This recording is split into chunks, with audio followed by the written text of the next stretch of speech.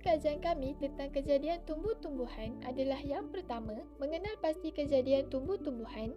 Yang kedua, mengkaji kelebihan buah kurma, delima dan buah tin. Dan yang ketiga, kepentingan aloe vera dalam perubatan. Terdapat 3 persoalan. Yang pertama, bagaimanakah kejadian tumbuh-tumbuhan terjadi? Yang kedua, apakah kelebihan buah kurma, delima dan buah tin? Dan yang ketiga, apakah kepentingan aloe vera dalam perubatan?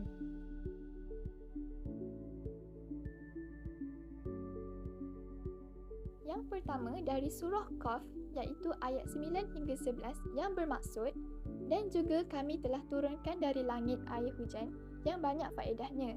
Lalu kami tumbuhkan dengan air itu pokok-pokok tanaman, buah-buahan dan biji-bijian yang dituai, serta pohon-pohon kurma yang tinggi menjulang, yang mengeluarkan mayang berlapis-lapis lagi lebat putihnya.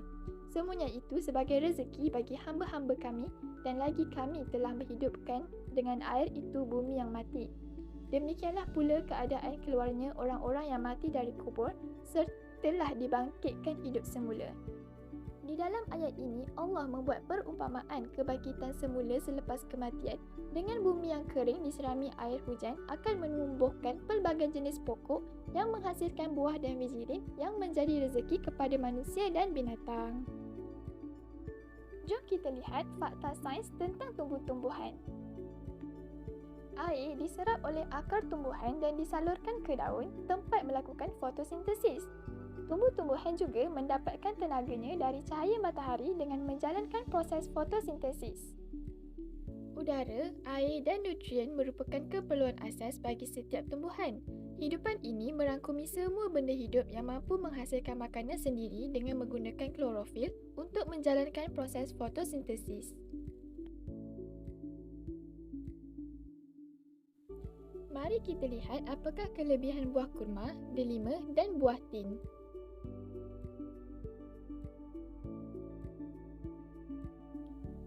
Yang pertama adalah buah kurma dari surah Maryam ayat ke-23 yang bermaksud, maka rasa sakit akan melahirkan anak memaksa ia bersandar pada pangkal pohon kurma.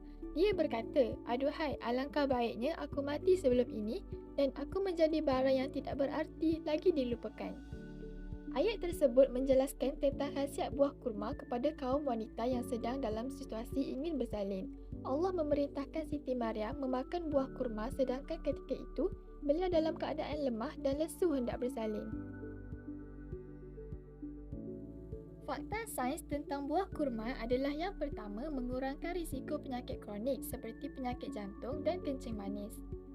Berdasarkan kajian Prof. Madya Asyah Zain, pensyarah Sains Makanan, Fakulti Sains Makanan dan Bioteknologi, Universiti Putra Malaysia UPM, menyatakan dari segi perubatan, amalan memakan kurma setiap hari boleh mengurangkan risiko seseorang itu diserang penyakit kronik seperti jantung dan kencing manis kerana mengandungi zat galian seperti potasium, kalsium dan zat besi yang boleh menyihatkan sel darah merah. Yang kedua adalah merangsang dan memudahkan kehamilan.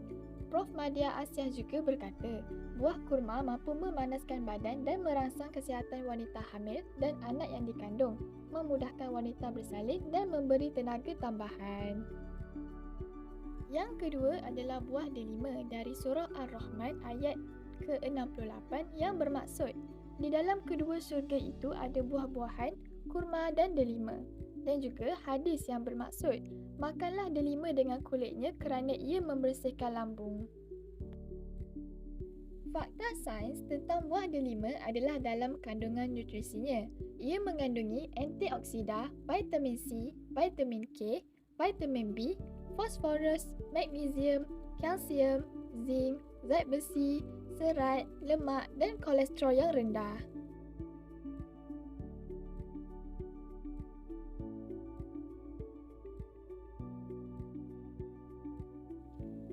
Fakta sains tentang buah tin adalah yang pertama, mengandungi unsur karbohidrat, protein, kalsium, fosfat, zat besi dan vitamin. Dari sudut perubatan, ia membantu menghasilkan hemoglobin yang tinggi bagi menghadapi masalah kekurangan sel darah merah iaitu penyakit anemia. Membantu mencegah sembelit dan melancarkan pergerakan usus. Mengandungi lebih tinggi kandungan galian kalium serat dan zat besi, dan terakhir sekali, membantu mengurangkan penyakit sesak nafas, membersihkan hati dan limpa dan menghilangkan kahak yang berkumpul.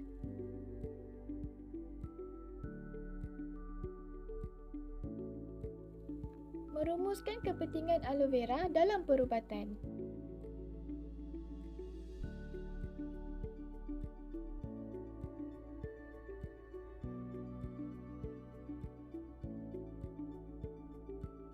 Dari hadis sahih Muslim yang bermaksud, Ummu Salamah yang berkata, Rasulullah SAW masuk menemuiku ketika suamiku iaitu Abu Salamah meninggal dunia.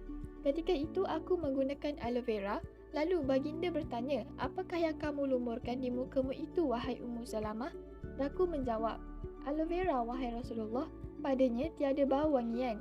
Baginda bersabda, sesungguhnya ia dapat menyegarkan wajah, menambahkan warna segar untuk wajah, maka jangan kamu gunakannya melainkan di malam hari, dan baginda melarang dikenakan pada siang hari.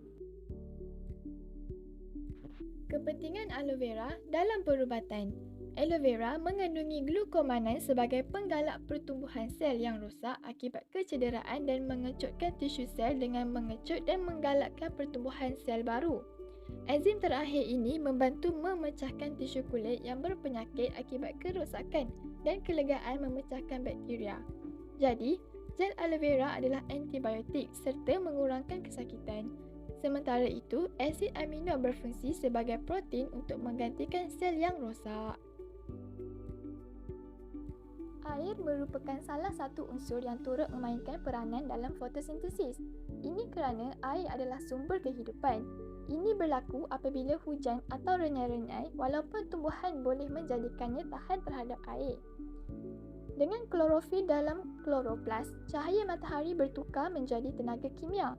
Tenaga kimia kemudian bercampur dengan air yang diambil oleh tumbuhan dan karbon dioksida di udara bertukar menjadi oksigen dan glukosa yang baik untuk semua makhluk hidup di bumi. Apabila tidak cukup air, stomata akan menutup atau mengecil. Ini menghalang fotosintesis daripada berlaku. Daripada apa yang kita lihat setakat ini, jelas bahawa air adalah bahagian yang sangat penting dalam fotosintesis. Sedangkan air juga dijelaskan dalam Al-Quran sebagai sumber kehidupan. Dan fotosintesis adalah proses yang memberi kesan besar kepada pertumbuhan-tumbuhan yang menjadikan oksigen yang diperlukan oleh semua makhluk hidup.